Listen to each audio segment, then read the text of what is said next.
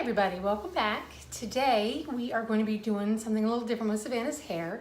This is my favorite time of year. Going from Thanksgiving to Christmas is the best time for me to do Savannah's hair. So I thought that I would share some of my fun hairdos with you guys. So today we're going to turn her hair into a turkey. And we have some great Christmas ones coming up. So if you're interested in doing your daughter's hair, you need to subscribe to the channel. So you can see the upcoming videos because we have some great stuff coming up. But anyway, so today we are going to turn her hair into a turkey for Thanksgiving. So what I'm going to do is we're going to go ahead and get started because this takes a little bit. It's not hard by any stretch of the imagination, but it's going to take a little bit of time. So what you're going to do is you're going to start off by putting your daughter's hair in a ponytail. I highly suggest soaking wet hair. Let her take a shower, come back out. Because look, I mean, it's all nice and clean lines, nice and silky, nice and easy to work with when it's wet. So low ponytail. You really want to be very low because when you put your turkey feathers in here, you don't want her hair to be real high up. Now, everything that we're doing here today, I got from the dollar store. The hair bands, the sock bun, the bobby pins. Let's see, we got the construction paper from the dollar store, the googly eyes, the pipe cleaners. I mean, all this stuff, everything came from the dollar store, so it's really not bad. I mean, it was really not a bad thing. And once you get all these things, a lot of times you have all these already in your drawer. Like these teeny tiny little hair ties. These come from the dollar store too. You can get a pack of like 1,000 or 1,100 of them or whatever in a pack. So anyway, now that we have her hair in a ponytail, we're gonna go ahead and put the sock bun in there. Boop, just like that. And you just push it right up against her head. And then you're gonna have her look way down. And then you're just going to spread the hair evenly around the sock bun. I was so confused the first time I saw one of these. I thought you were supposed to wrap their hair up in it or something crazy because nobody ever showed me how to use one. So anyway, so you don't do that. You just push the hair around it to where it's nice and even. They come in different colors. So if your daughter has blonde hair, I would get the blondish looking sock bun thing. And then you take your second hairband. Once you have it nice and smooth and even all the way around, you're gonna take your second hairband and you're gonna put it around the sock bun. I always try to go twice around the bun. You don't have to, you can go once. Twice to me just makes it secure. Now at this point, you can either shuffle the hair around and just tuck it in and hide it, or what I normally do is I braid it. I braid it around the bun. It's very easy and it just makes the bun look very nice, very clean, very elegant. So you just start braiding, and then as you're going, it's like a French braid but easier. You just grab hairs around the bun as you're going and add in hairs as you go. I'm going to stand up, okay? There we go. So I can get around. No, you just stay put for just now, just for a minute. All right, and you grab hairs as you're going around and you just braid around the bun. Braid around the bun. Tilt your head that way. Thank you, ma'am. All right, braid around the bun. And you want to just kind of keep pulling it tight. It shouldn't hurt their head because they have 2 layers of hair bands holding their hair away from their head. Go ahead and turn for me, baby. And so you're just going to braid it all the way around. Now, I suggest starting at the base of the bun simply because by the time you get to the top, it'll be a nice thick braid. Keep going. Keep going. It'll be a nice thick braid, but there should be not very many flyaways. You know, and then by the time you get to the bottom, you should have all your flyaways at the bottom. Sit back some. There you go. All your flyaways should be at the bottom. And then you have your bobby pins. Your bobby pins will help you to push those underneath the bun and make it look all nice and pretty.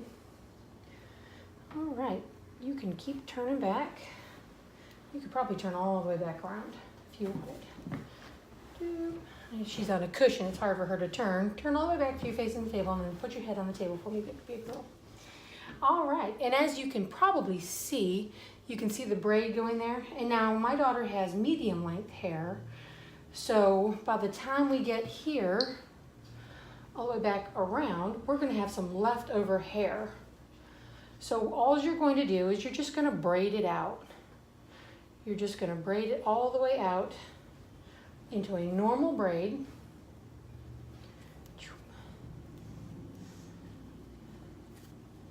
Just like that. Normal braid. Okay, and then we're going to take one of these tiny hair bands. We are going to put the hairband around it, and as you can see, this part has some flyaways in it. So you're going to want to try to get all those flyaways in there as best you can, but this part is actually just going to come around and get tucked right underneath that beautiful braid. So you should just push it right underneath the beautiful braid, and it shouldn't even hardly be seen. Now you're going to take your bobby pins, and you're going to want to take that bobby pin and put it right into the part of the braid that you're tucking underneath the main braid so it doesn't come out. And then any little flyaways, you're just going to take your little bobby pins and you're just going to fix them. You know, push the bobby pins in. Now sometimes I'll use like a mousse in her hair or something like that that kind of keeps the hair together. I didn't today, just simply because she didn't want the mousse in her hair today. So I didn't. But anyway, you can, and they'll make it stay easier. Now if you can see, you see that beautiful braid around there? That just makes the bun look so beautiful to me. Anyway, so now what we did is we made some turkey feathers. We just cut them into shapes, and then I used a hot glue gun because it went fast and it dried fast. And I made them huge because I really don't know how tall I want them. And now if you're doing this for like a Sunday school class or whatever, if you're teaching kids in school or whatever, you can have them write, what they're thankful for on the leaves or whatever, but for today I didn't. So I'm going to slide this into here and see, those are way too big.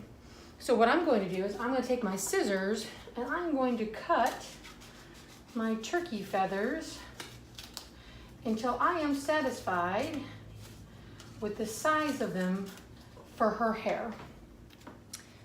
Okay, I think that is going to look perfect. I think it's not too big when she's looking at you. You can kind of see them, but it's not too huge.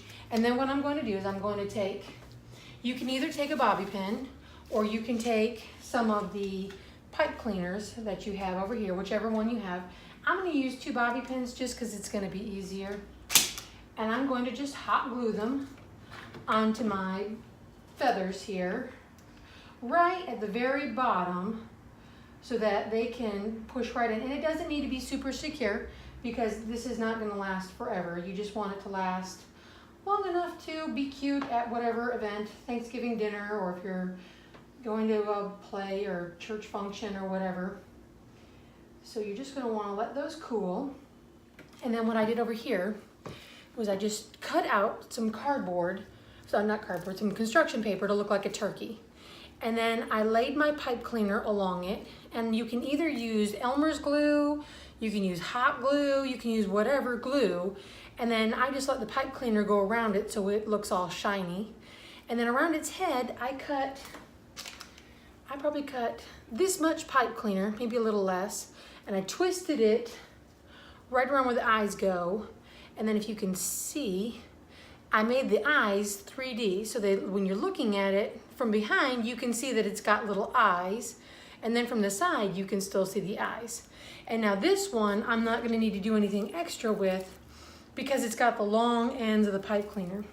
And the only thing that I'm going to need to do is jam it into the end of her bun. Now I am gonna cut and make sure that these pipe cleaners are the same length because I don't wanna poke the back of her head. But all I'm going to do is I'm just going to push this little turkey right into the bun part of her head. And it doesn't have to be super secure, but I mean, pushing it in there is all you're gonna need to do. It doesn't need to be super long, but look at how cute that already is. This looks like the body of the turkey, and there's his cute little head. And then we have our turkey feathers with our bobby pins now stuck into them. You can use glittery paper, you can use whatever paper you want, and then you just shove that down into there, secure. And now look, Savannah has, her hair is a turkey. And it's cute, it's easy, it's fast, it's not really hard. And once you learn how to do this sock bun portion, It's elegant, so if you're going somewhere nice and fancy, this part you can do for anything, but it's very cute for turning your hair into a turkey. Anyway, I hope you guys enjoyed that, and I hope that you guys send some pictures if you do try it of the turkeys that you guys create. And like I said, you guys should write what you're thankful for on the leaves or things like that. You can spice it up and do it however you want to make it your own style. Anyway, we enjoyed having you, and if you guys liked the video, subscribe, and we'll see you next time.